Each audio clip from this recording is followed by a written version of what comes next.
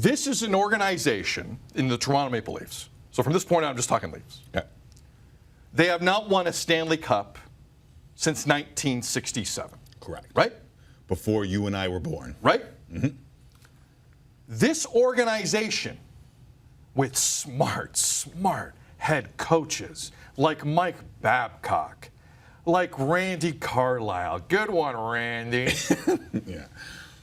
The last coach to win a playoff series with this team is the late Pat Quinn. 2004. 2004. Some people weren't born watching this show right now. The last time the Leafs lost to Carolina in an Eastern Conference semi. Remember that year? Yeah, all the Leaf fans were traveling down to Carolina. They haven't won a playoff series since 2004. Okay? Yep. Kyle Dubas is crowing about signing all three of his core. He signed nobody yet. Nobody. Can and he will. Yeah.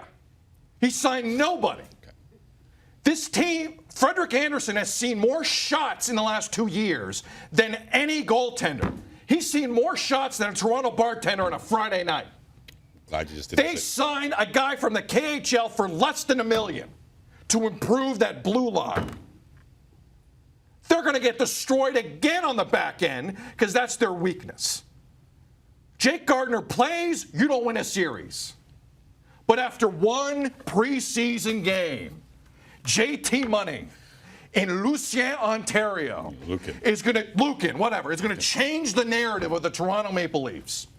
I am embarrassed for this country sometimes for this narrative. This team has been a joke since 1967. Yeah, From Ballard all the way through, I don't forget anything. And because you got lucky on Gilmore for 2 years and Andrew Chuck, it doesn't make up for nothing. Andrew Chuck, yeah. And shout out Andrew Chuck. Yeah. Shout out Andrew Chuck. Yeah. This Leaf team does not know how to spell winning. And I got people on social media last night acting like it's a fait accompli. Get your head out of your ass. This team is so far away from winning a series, they can't spell series. But John Tavares, on one evening, going against the Birmingham Sens, wherever the hell they're from now, Belleville. Yeah, Belleville. So now they've arrived. Belleville's so now the Toronto Maple Leafs have arrived. Wonderful town, Belleville, Ontario. Look, I know where I work. It's good business. Right near The Leafs Cardinal, win, Ontario. you get a raise, I get a raise. Maybe not those guys, but whatever. If the Leafs win, Rogers makes good money. I know where I work, brother. You ever been to Tweed? Tweed? Yeah. It's lovely there. Yeah. I rode a mechanical bull once in Tweed. Did you know that? Nope. That's why I don't like peanut butter. I'll tell you the story later. I don't know if I'm supposed to sit and listen to this or almost done. object, Let me wrap it up. or object halfway through. Let me wrap it up. Okay. Let me wrap it up. Wrap it up. Let me wrap it up. I should get wrap it up music. We should. Yeah. I am done with the overreactions of this organization who have been losers for my entire life. I'm not buying it. I'm not taking it in. Okay. Because you gave a guy $15 million for a year to come in doesn't mean it's fixed. This team has major league issues. I think Frederik Andersen's tired. That blue line's no better, and you don't know if you're re-signing Matthews or Marner or your boy William Nylander. Don't tell me for one evening everything's fine because a half-ass organization got beat by John Tavares. You're better than that. You're smarter than that. And I expect more from you, Canada. So that's important to me. Who is better than that and who's smarter than that?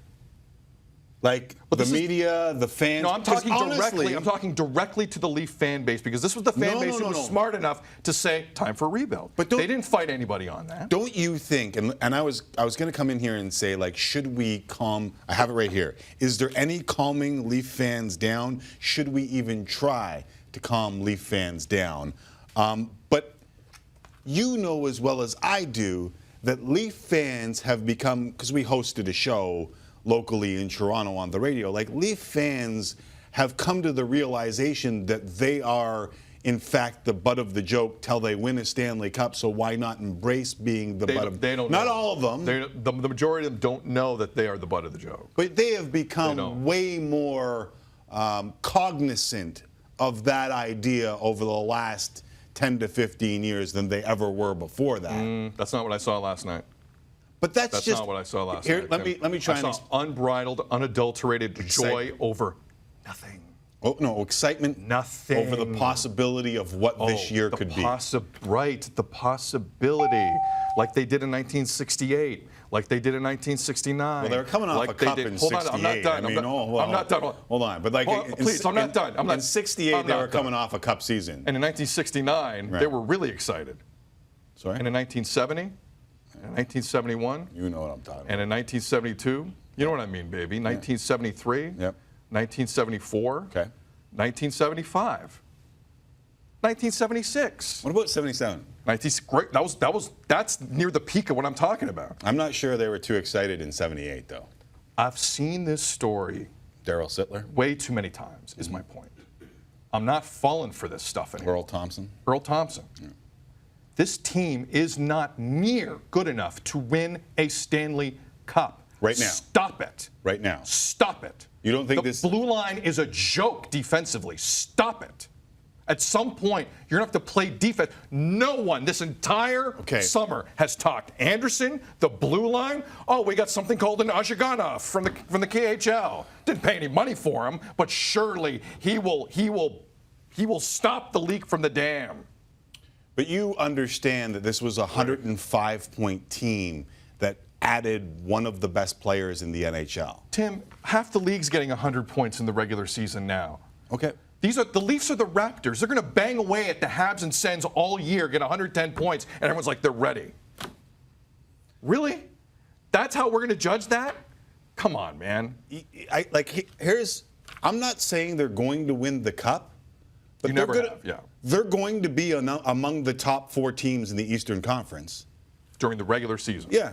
And that will mean nothing when, but that's the real where the heavy excitement lifting comes from. Really? That you had a team that if they didn't get Boston, because that was a terrible matchup, and in the end, it was still a close series despite getting your ass handed to you in the first 2 games of that series, they were still able to back it up and almost win the series, right? Like they made a series out of a series that did not look like it was going to be a series. If I've said series enough, it's just because I can spell series.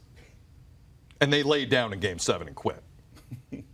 Check the tape. Yeah, they laid down in Game 7 Check and the quit. tape. But so here, I wasn't going to go here. I wasn't going to be defending the Toronto Maple Leafs. I really wanted to have a conversation. No, but let's make this clear. He is presenting the other side of the argument. Just before this happens, that's what Tim's doing. I don't care. I don't care what happens. But I care. No, I don't care what happens. Tim is presenting a different side. I wanted to talk about something completely different, but now I'm defending the Toronto Maple Leafs, their fans, and their excitement, and I'll just say, why not? Like, why not let them have excitement after a 105-point season in which they add the best available free agent? Excitement over what?